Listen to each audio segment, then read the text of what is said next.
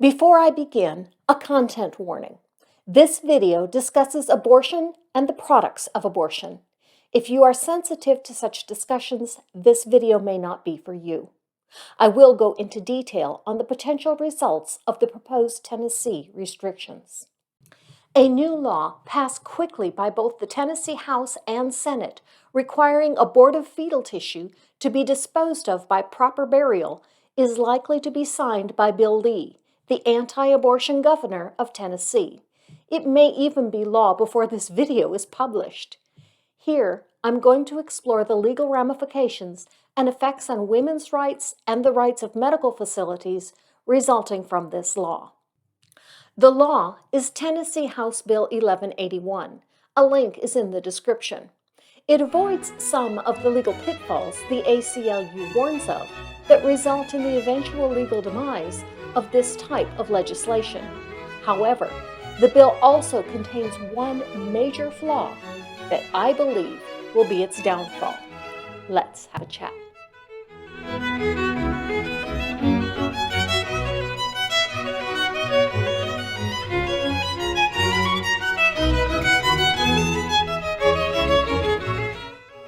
Hello and welcome. Throughout this video, I will refer to people having abortions as she and women. This is for the purpose of brevity, but I do recognize that trans men and non-binary people can and do have abortions as well. I do not intend to overlook that this issue is not limited to women. With regards to the Tennessee law, the claim is being made that it would require women to bury or cremate the remains following a surgical abortion. This isn't entirely accurate. In reading the bill, it requires facilities to give women the option to have their abortion remains buried or cremated, but it doesn't require that the woman arrange for the burial herself, only that she must be given this option, and she must sign a form that indicates either that she has chosen for this disposal or she waives this right. It requires a woman to make this choice before she can have an abortion, but it also makes an exception in a medical emergency, in which case the choice must be given to the woman within a reasonable time after the medical emergency has ended. Tennessee law actually already had this portion of the law in place. This portion is not a change. Women must already sign a form that either directs the facility on how the woman wants the remains disposed of, or that the facility may dispose of the remains in accordance with the policy of the facility. This portion of the bill is well written and is unlikely to be struck down, as it takes no rights away from a woman wanting an abortion. It adds no direct impediment on getting an abortion. A woman is not liable for a violation of this law. If the remains are not disposed of in accordance with this law, the woman is not held liable for this violation. The direct cost of disposing of the remains are the woman's responsibility, but only if the woman chooses to exercise the right and direct the facility to use a particular service for this process. But this was already the practice prior to this new law. It would have been at her own expense, as the cost of doing this would have been beyond the normal cost of the procedure. The major difference is that the facility, if the right is waived, must now bear the cost of disposal, and the disposal must be by internment or cremation at a licensed crematorium. This is a major change in how Tennessee abortion facilities dispose of fetal tissue. So why is this the avenue anti-abortion advocates have chosen? The law is a direct result of a sting operation that exposed how fetal tissue is disposed of by abortion facilities. But even with direct evidence, no one was ever convicted of any crime as a result of the sting operation. They weren't, because there was no crime committed. There were no regulations on the disposal of fetal tissue from abortions. When news of this came out in 2016, people that think the unborn are persons were outraged and wanted that changed. Anti-abortion groups latched on to that outrage to devise legislation that will be popular with those who hold to this opinion and would also, in the same time, make it more difficult to get an abortion. In January 2019, Ashley Collette wrote an excellent article on this topic for the Lake Forest Law Review entitled Concern or Calculation, an examination of state law mandating the burial or cremation of a fetus. A link to that article is in the description. Ashley says, in 2016, 28 states introduced legislation relating to the disposal of fetal remains. 9 of these bills have passed, and of these 9, 5 are in effect, 4 are being legally challenged. This type of legislation has been almost entirely drafted and promoted by anti-abortion groups as part of a calculated agenda advancing the recognition of fetuses as persons under the law. A law passed in Tennessee in 2016 was among these. Under the Tennessee law, a woman was given the right to direct what happened to the fetal remains following an abortion. But if that right was waived, the method of disposal was still up to the facility, until this current proposed law. This is the major shift in policy for Tennessee. This law will make obtaining an abortion more difficult, as it will add to the cost. The cost is raised to the facility, though, not to the mother directly, provided she waives her optional right. Of course, that cost will eventually be passed on to the mother in the form of higher costs for an abortion. It also adds to the stigma of getting an abortion, knowing that the facility must arrange for a burial or cremation of the fetal remains. Tennessee is not alone in passing this legislation. Similar laws have been passed in Indiana and Ohio. The Indiana law is the only one that has gone to the U.S. Supreme Court. The results there have been inconclusive. The court struck down a portion of the law that is irrelevant to our discussion here, but it upheld the law as to the disposal of fetal remains. However, the plaintiffs in that case did not argue that the requirements for the disposal of fetal remains placed an undue burden on women seeking abortions. Instead, they argued that the government had no rational basis for that rule, according to Richard Wolff and Sherry Radovsky of the Indy Star. This new law would create a new expense, according to Dr. Catherine McHugh, an obstetrician gynecologist. Asking women to bear the expense could put abortion out of the financial reach of some women. This is an unusual request of any kind of medical procedure, she said. This is very specific and very targeted to patients who seek to have abortions. This is a punishment for them trying to seek a normal medical procedure.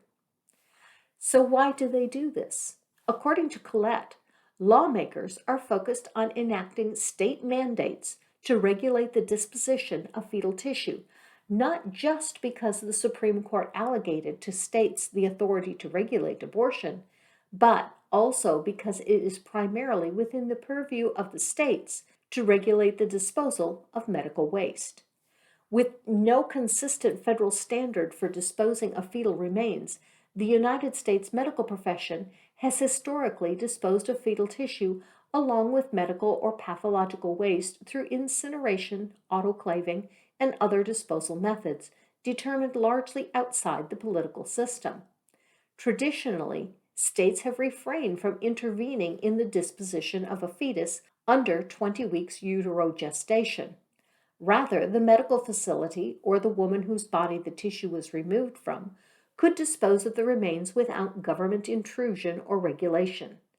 However, state mandates on dignified fetal disposition have drawn arbitrary lines, seemingly with little concern to anything besides moving the line of personhood closer to conception. Which brings me to the most significant aspect of the Tennessee law.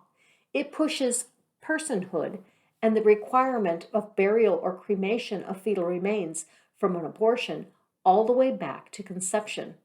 This, I believe, is the fatal flaw in this law. The law only requires that the fetal remains be disposed of by burial or cremation if the fetus was aborted, and only if the abortion was performed in an abortion facility.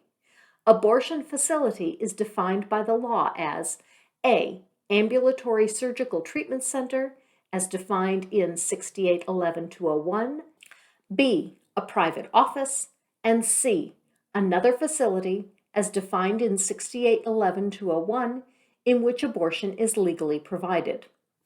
Other facilities described in 6811-201 are adult care facilities and assisted living facilities. It does not include hospitals. The bill originally did include hospitals, but they were removed by amendment. They had to be. Otherwise, surgery for an ectopic pregnancy would also be included in the bill.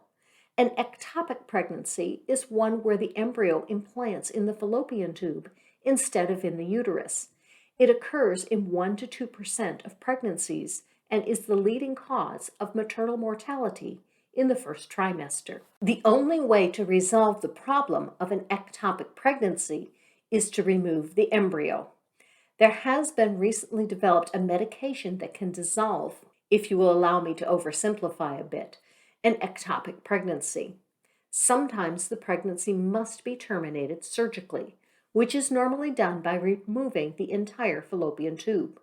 It is possible to remove only the embryo, but that creates an increased risk to the mother.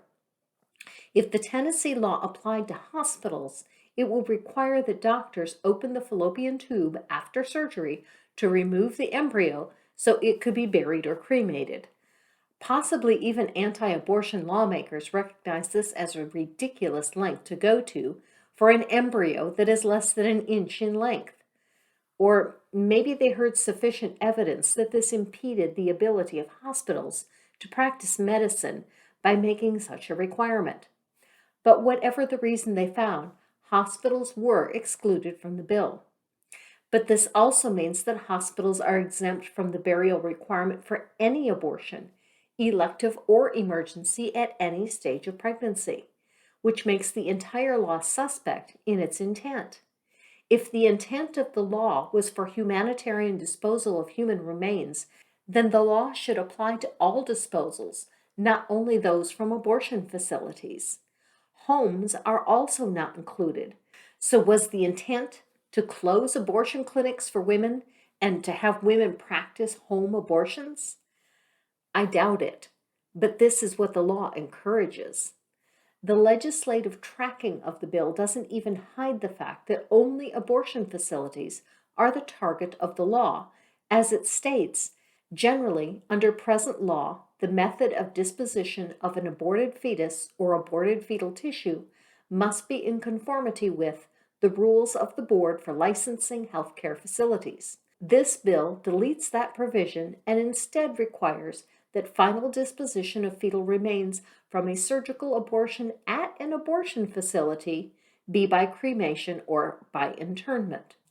Incidentally, the law only applies to surgically induced abortion, as enforcement of such a requirement on medically induced or natural abortions would be impossible. I'm going to get a bit graphic in this next example. If that's an issue for you, skip ahead to the timestamp indicated.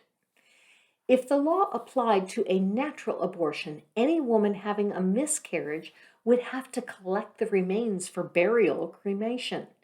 Since the law applies from conception, whether or not an embryo is naturally being expelled from a uterus without ever implanting is impossible to know without testing. Women would also have to collect their menstrual blood for burial or cremation, as it could possibly contain an embryo. These examples are extreme and ridiculous, but the point is, it isn't possible to push back the finding of personhood to conception without requiring women to go to ridiculous lengths to ensure that microscopic persons are properly disposed of, as no one knows where such persons might be found. Thus, I don't believe that the law can stand, as it fails to accomplish this purpose. The law intends to create a standard for the treatment of deceased persons, with deceased person being anyone who has been conceived. But the law only protects those conceived persons who die by a surgical means and only from a surgery performed within an abortion facility. The law arbitrarily sets up protected and unprotected classes of unborn persons, protecting one class while denying that same protection to another class without any justification for the class distinction. And thus you are left with a law whose only possible intent is in fact to target abortion facilities. I will now take bets on how long it will take for this law to be struck down by the courts. And since I made this video especially for Junk Shop Library, I smite this law in the name of Hymen. I'm joking about the bets, but do leave a comment with how long you think it will take. I think this one is fairly simple. Live your life.